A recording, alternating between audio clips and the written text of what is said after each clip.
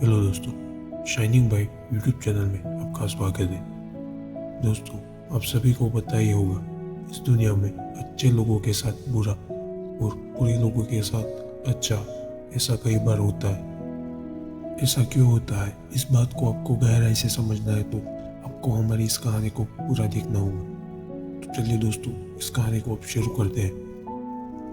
भगवान बुद्ध के समय की बात है। एक छोटे से गांव में एक साधु रहता था जिसका नाम था आनंद। वह साधु अत्यंत धर्मात्मा और सच्चे दिल से लोगों की सेवा करता था। गांव के लोग उसकी बहुत ही इज्जत करते थे और उसकी बातें ध्यान से सुनते थे।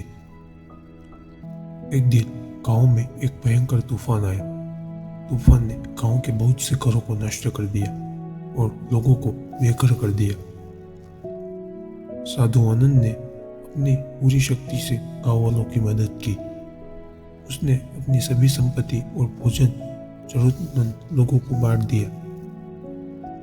परंतु उसकी सारी मेहनत के बाद भी तूफान ने उसका छोटा सा कुटिया भी नष्ट कर दिया। गांव वाले बहुत ही दुखी हुए और वे आनंद के पास गए। उन्होंने पूछा, साधु महाराज, आप इतने अच्छे हैं, फिर भी आपके साथ ऐसा क्यों हुआ? क्या अच्छे लोगों के साथ बुरा होता है? साधु आनंद के पास इसका उत्तर नहीं था। वह भगवान बुद्ध के पास गया और अपनी समस्या उनके सामने रखी। भगवान बुद्ध ने ध्यान से सब सुना और एक छोटी सी मुस्कान के साथ कहा, आनंद, चलो हम एक यात्रा पर चलते हैं।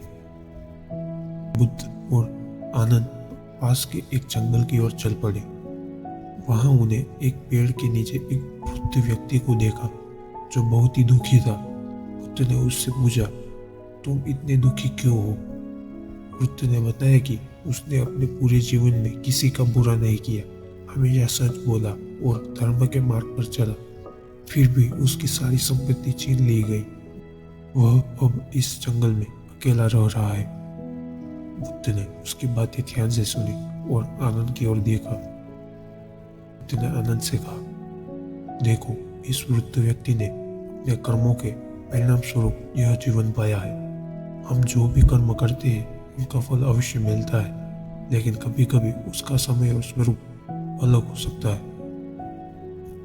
बुद्ध ने आनंद को समझाया, अच्छे लोगों के साथ बुरा होने का मतलब यह नहीं है कि उन्होंने कोई पाप किया है। यह उनके पिछले जीवन के कर्मों का फल हो सकता है और वर्तमान में जो वे कर रहे हैं उनका परिणाम उनके भविष्य में अवश्य मिलेगा।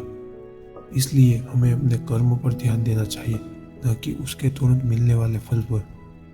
इस कहानी से आपको कुछ भी सीखने को मिला हो तो हमारे इस वीडियो को लाइक और इस चैनल को सब्सक्राइब करना मत भूलिएगा। आपका धन्यवाद।